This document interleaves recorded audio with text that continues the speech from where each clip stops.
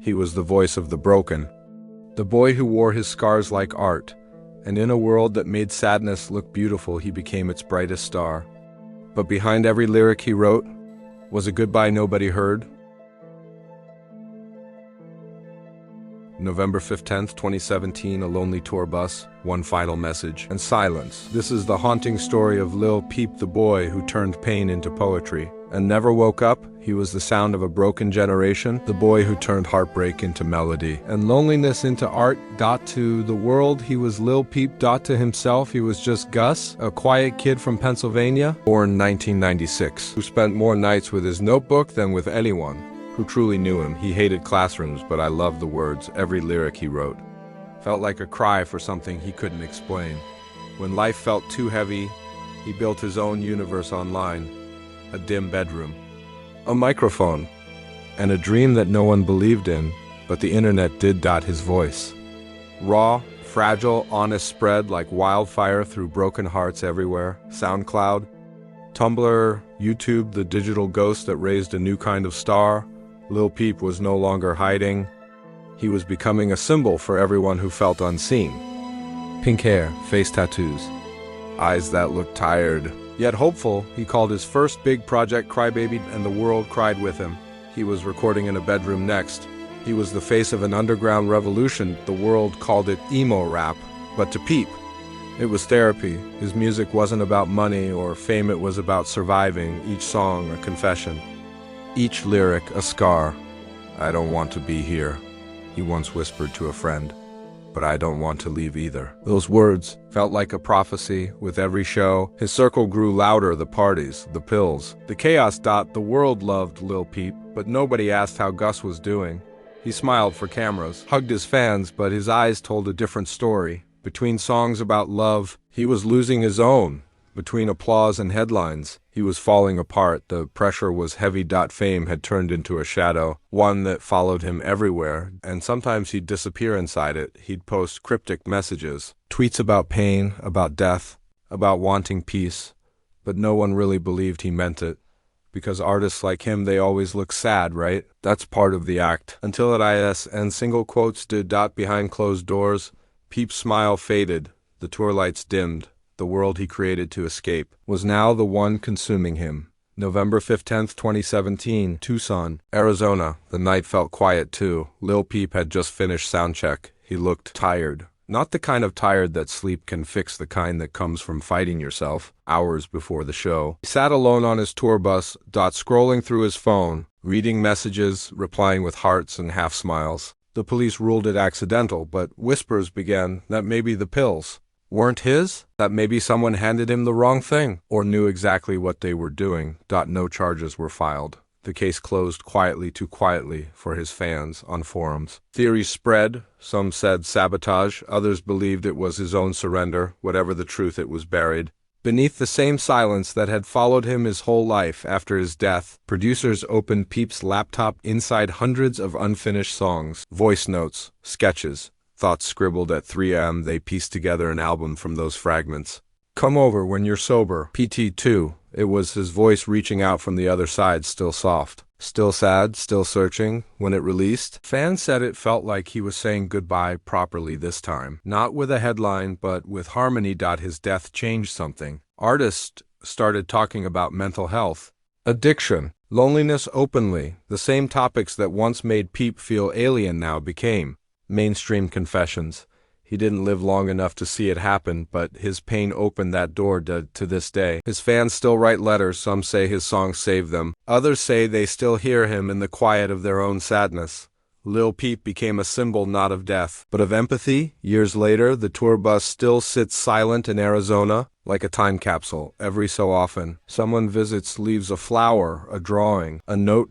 And when the wind moves through that old metal, it almost sounds like music. Maybe he never really left. Maybe he just became the echo. Lil Peep's story was a song about love, pain, and goodbye, but it wasn't the last of its kind, because just 2 years later, another young artist boarded a flight and never came home. His name was Juice WRLD, and his fate felt eerily familiar. In memory of Lil Peep, 1996 to 2017, Starlit Mysteries, because every star leaves a shadow.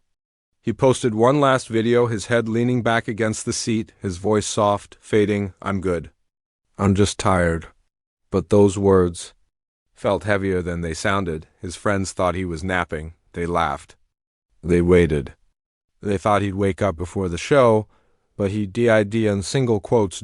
When they finally checked, Peep wasn't breathing. A deadly mix Xanax laced with fentanyl had quietly taken him away. He was only 20-1. Just hours before, he'd been alive, texting fans, posting selfies, planning new songs. And then silence. News spread fast, millions of hearts breaking at once. Fans around the world lit candles, played his songs on repeat, whispering lyrics like prayers. His final messages suddenly felt like goodbyes, coded confessions, hiding in plain sight. The boy who sang about death had quietly met it.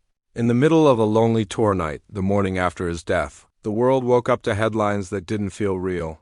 Lil Peep, dead at 21. The internet flooded with disbelief. His fans refused to believe that the boy who wrote "Life is Beautiful" was gone, but he was, and with him a part of a generation's hope disappeared. His friends blamed the scene. The fake love, the easy pills, the long nights that never ended. Some said it was an accident. Others whispered it WSN single quotes to because in his final messages, he'd sounded like someone ready to fade. One of his closest friends posted he wanted peace, and this world gave him none. Another wrote, "We should have seen it coming." But how do you save someone who sings their pain out loud and the world calls it art? Peep's legacy didn't die on that bus. His music still breathes through millions, the broken, the lonely, the ones who find healing in his hurt. Every lyric he left behind feels like a letter to anyone still standing on the edge of silence. Maybe Lil Peep wasn't just an artist. Maybe he was a mirror, a reflection of how fame can feed your dreams and destroy your soul. He once said, "Everything changes with time. You can't predict where you'll be tomorrow. So be kind." And maybe that's the only answer he ever wanted to leave behind. When the news broke, the internet froze. Millions of fans refreshing the same headline, hoping it was fake. Lil Peep was found dead on a tour bus. But every refresh brought the same truth. The boy who sang about dying had finally gone silent. His mother, Lisa, called him "my gentle genius." She said she felt a darkness in him that fame only deepened. When reporters asked her what Peep wanted most, she said, "Peace, just peace." But peace is a luxury the industry rarely gives. Within hours, hashtags flooded social media. #RipPeep. #Crybaby forever. Every corner of the internet echoed his voice, but inside those posts hid another truth. Guilt from friends who'd partied with him that night. Guilt from fans who romanticized his sadness. And guilt from an industry that profits off broken hearts, but never stops to heal them. When he turned 17, he stopped going to school. He said classrooms made him feel trapped, like life was happening somewhere else, and he was missing it. So he packed his things, a backpack, a notebook, a dream, and he left. No plan, no backup, no guarantees, just a bus ticket to Los Angeles. That bus ride would change everything. LA was louder, darker, faster. He had nowhere to go, no one waiting for him. He slept on couches, shared rooms with strangers, and lived off instant noodles. But he didn't stop creating. He recorded songs anywhere he could, basements, garages, even bathrooms. His early tapes sounded raw, like diary entries whispered through static. But that was the beauty of it. He wasn't trying to sound good. He was trying to feel alive. One of his first big songs was called "Star Shopping." The lyrics said, "Look at the sky tonight. All of the stars have a reason." It wasn't a hit on the charts, but it hit home in people's hearts. Fans would play it in dark rooms, through headphones, crying without knowing why. Because Gus wasn't just singing to them, he was singing for them. As 2015 turned into 2016, Lil Peep began transforming. His look, his style, his sound, everything evolved. Pink hair, broken hearts tattooed under his eyes. A crybaby tattoo above his eyebrow is a reminder that he felt too deeply, and wasn't afraid to show it. He looked like a contradiction. Half angel, half warning sign, and people couldn't look away. The underground scene exploded with his name. Within months, he went from a kid sleeping on floors to performing in front of hundreds. And yet, the more the light shone on him, the darker his eyes became. He once wrote in his notes, "I don't know how to be happy. I just know how to make others feel less sad." Those words would follow him forever. By the time his first major project, Crybaby, dropped, he was no longer just Gus from Long Island. He was Lil Peep, a symbol for a generation that dressed their sadness in color and called it art. His songs weren't polished pop. They were confessions. They spoke of heartbreak, addiction, love, and death. The kind of words most people were too scared to say out loud. And yet, that vulnerability made him magnetic. People felt seen. But Gus, he started fading. The more he gave to the world, the less he had left for himself. He'd post messages at 3 a.m. "I'm okay, just tired. Life's weird. I love you all, even if I don't love myself." Fans would like and scroll past, not realizing those were cries, not captions. He wasn't born under neon lights or record labels. He was born in the quiet, in a small town that never imagined one of its sons would one day speak for millions of broken hearts. His name was Gustav Elijah H.R., but the world would come to know him as Lil Peep, the boy who turned pain into poetry and silence into sound. Gus was born in Allentown, Pennsylvania, on November 1st, 1996. The air was cold that day. His mother, Liza, a first-grade teacher, said he was different from the start. Quiet, observant, always lost somewhere between thoughts. His father, Carl, taught college math as a man of numbers, not feelings. Their house was filled with books and equations, not music. But Gus, he preferred stories. When he was 4, they moved to Long Beach, New York, a coastal town that smelled of salt, rain, and quiet summers. To most people, it was peaceful. To Gus, it was lonely. In school, he rarely spoke. Teachers said he had potential, but Gus never seemed to care. He wasn't chasing grades. He was chasing meaning. He doodled in his notebooks, wrote small poems in the corners, and stared out the window as if something out there was calling him. His parents separated when he was a teenager. That quiet home turned into silence, the kind that hurts. He lived with his mother, who said later he never liked to talk about his feelings. He'd just close his door, put on headphones, and disappear. Inside that small room, Gus built his universe. A desk, a cracked laptop, a microphone held together by tape. He didn't have a plan. He just had pain, and the urge to translate it into sound. He started posting small snippets of his songs online, mostly on SoundCloud, under names like Trap Goose and Lil Peep. The nickname came from his mother. She used to call him Peep when he was a baby. It stuck, and maybe, deep down, it reminded him of home, of something pure, before the noise. At first, no one cared. A few plays, a few likes. But then something strange began happening. People started feeling what he wrote. Not just hearing it, feeling it. His voice didn't sound like anyone else's. It wasn't polished. It wasn't perfect. It was real. He sang like someone trying to survive another night. And the kids who found his songs knew that feeling too. He wasn't trying to be famous. He was trying to be understood. In one of his earliest notes, Gus wrote, "If I can make one person not feel alone for 3 minutes, that's enough." But even he didn't know that soon, millions would find themselves in his words. Online, he found his tribe. Other misfits, dreamers, night owls, artists who felt too much. He started collaborating with underground names. Lil Tracy, Ghostmane, Wickerphase, Springs Eternal. Together, they weren't just making music, they were creating a movement. The press would later call it emo rap. But to Gus, it was something simpler. His room became a confessional. Every lyric, a secret. Every beat, a pulse. At night, when the world slept, he'd record until sunrise, a cigarette in one hand, pain in the other. The glow of his computer screen was the only light that kept him company. He'd post his tracks and watch strangers react. People from Russia, Brazil, the UK, all saying the same thing. "You put my feelings into words." And for the first time, Gus didn't feel invisible. For the first time, the silence didn't win. But behind that rising connection, there was still a shadow. Fame, even small fame, came with pressure. The more people listened, the more he felt he had to bleed for them. He once said, "Every song I write takes something out of me." And he wasn't lying. His mother saw it too. The late nights, the pale skin, the mood swings. She tried to talk to him, but every time, Gus would just smile and say, "I'm fine, Mom. I'm just tired." The boy from Long Island had found fame, but somewhere along the way, he lost himself. Still, he kept creating, because that's what artists like him do. They turn their pain into something others can survive with. Piano fades to silence. The world was about to know his name. But Gus, he was already tired of it. He was only 20, and already felt 100 years old. He once said to a friend, "I feel like I've already lived my story. I just haven't seen the ending yet." And that ending was coming faster than anyone realized.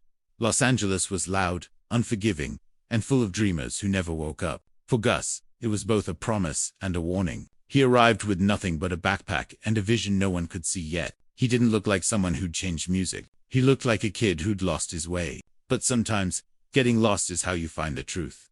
He moved from couch to couch, living with artists who were just as broke and hungry as he was. They called themselves Goth Boy Clique, a small collective of misfits blending hip-hop with heartbreak. Their rooms smelled like smoke and ambition. Empty pizza boxes, tangled cables, and open laptops filled the space. Every night they'd record until sunrise, then sleep through the day. It wasn't glamorous, but it was real. Gus stood out instantly. His voice was differentiated, trembling, sincere. He didn't rap about luxury or fame. He rapped about pain, about wanting to disappear, about the weight of being alive. The world didn't have a sound for that yet, so he created one. He called himself Lil Peep.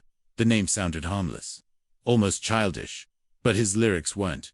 They were bruised poetry. Every song was a confession, and every beat was a heartbeat he couldn't control. The more he shared, the more people listened. His fan base grew from a few hundred to thousands, then millions.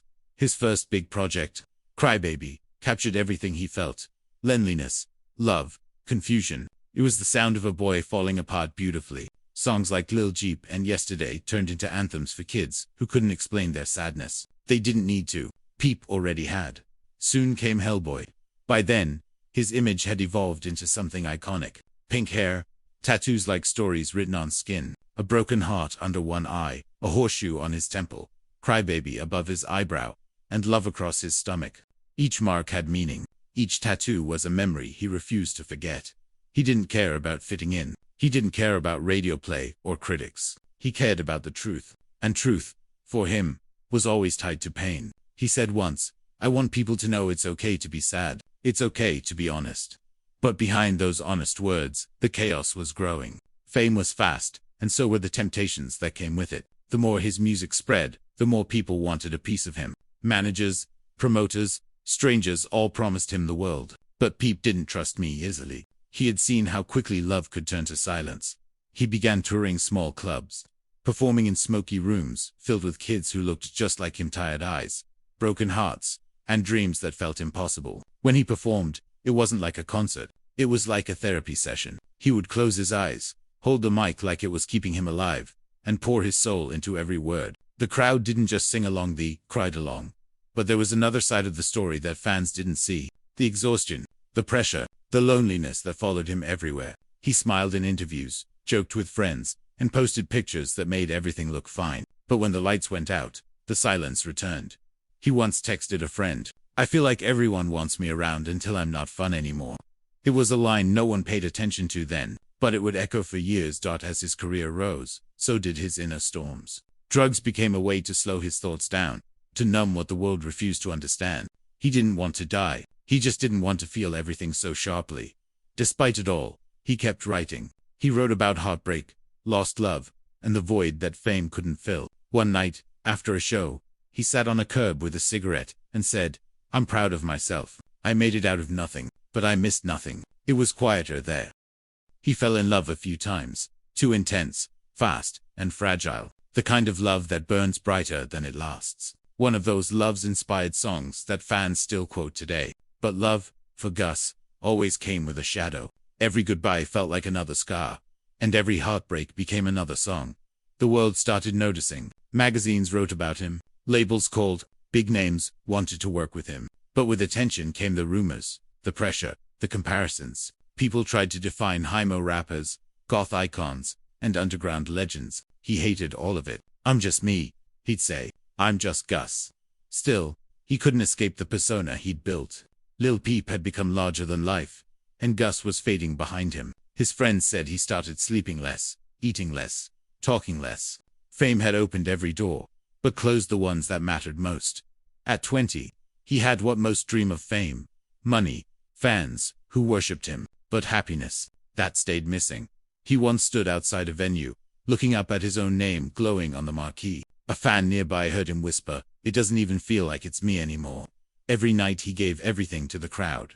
Every morning, he woke up emptier. But still, he smiled. Still, he posted. Still, he said, "I'm fine." As his tour dates multiplied, so did the warning signs. The tweets got darker. The lyrics grew heavier. The light in his eyes dimmed a little more each month. People around him assumed it was just his aesthetic sadness as a brand. But for Gus, it wasn't branding. It was bleeding in public. The boy who once sang to escape his pain was now trapped inside.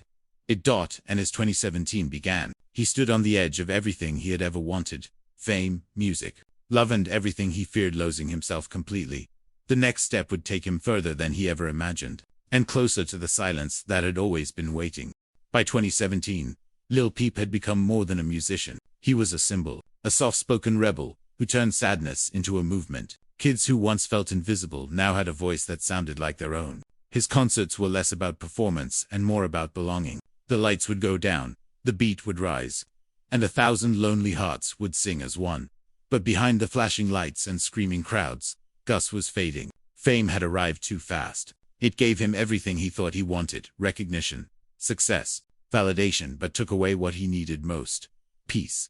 He lived out of suitcases, hopping from one city to another, sleeping in hotel rooms that never felt like home. The same fans who screamed his name in the night disappeared when the music stopped. The noise outside was deafening, but inside his head, the silence was worse. He started to question everything. Who was he doing this for?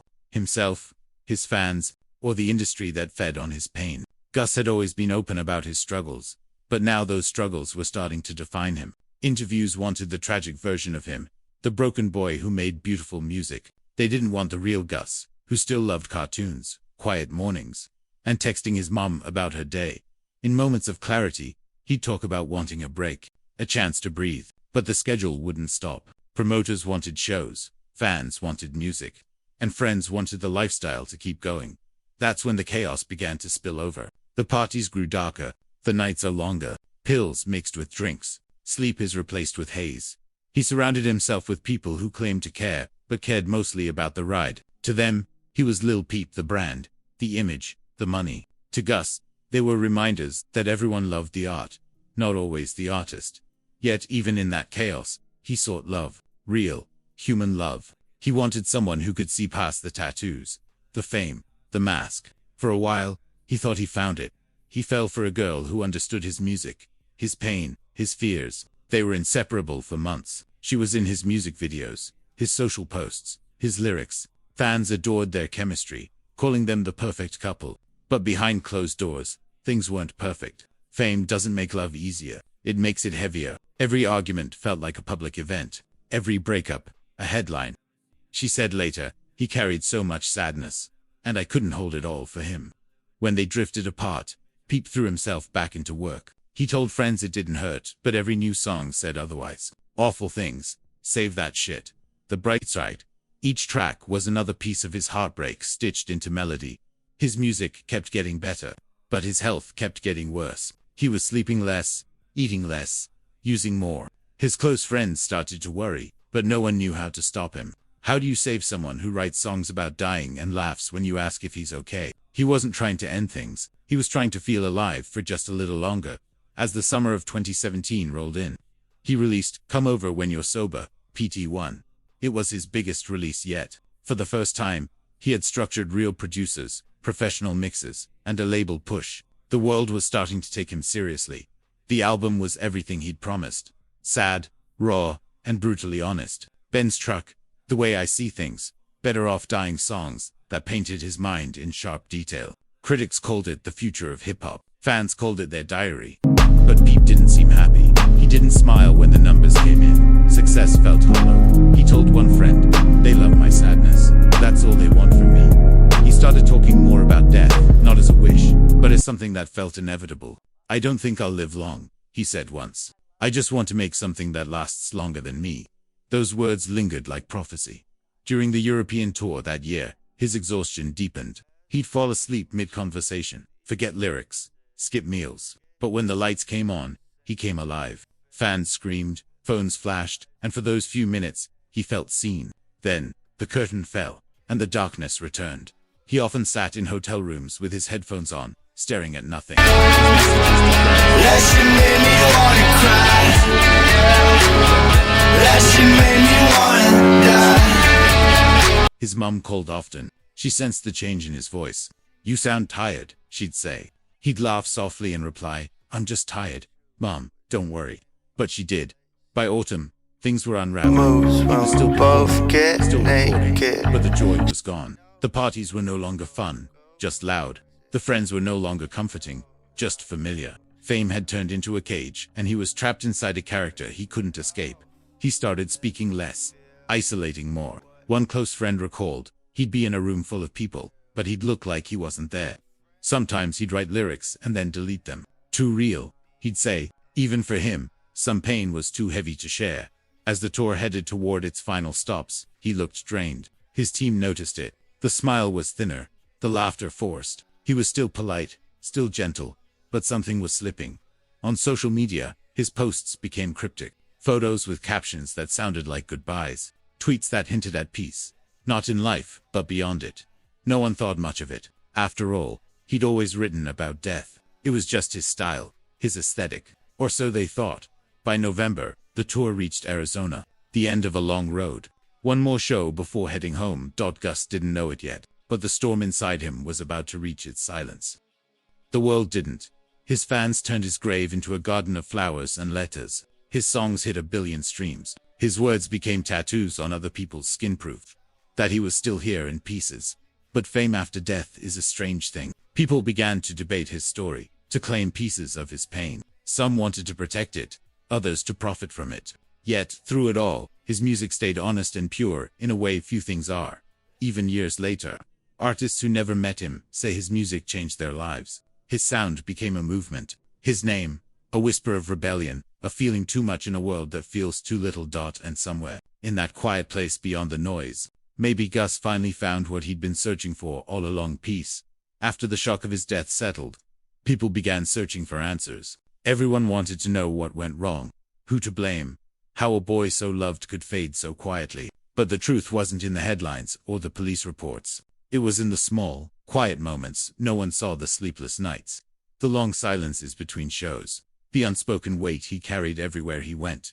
Friends described him as kind, but distant. He'd smile and laugh, then drift into his own thoughts, staring off into space as if he was somewhere else entirely. Sometimes, he'd disappear for hours, walking alone through empty streets, headphones in, lost in his own songs. One friend said it felt like he was already saying goodbye, just slowly.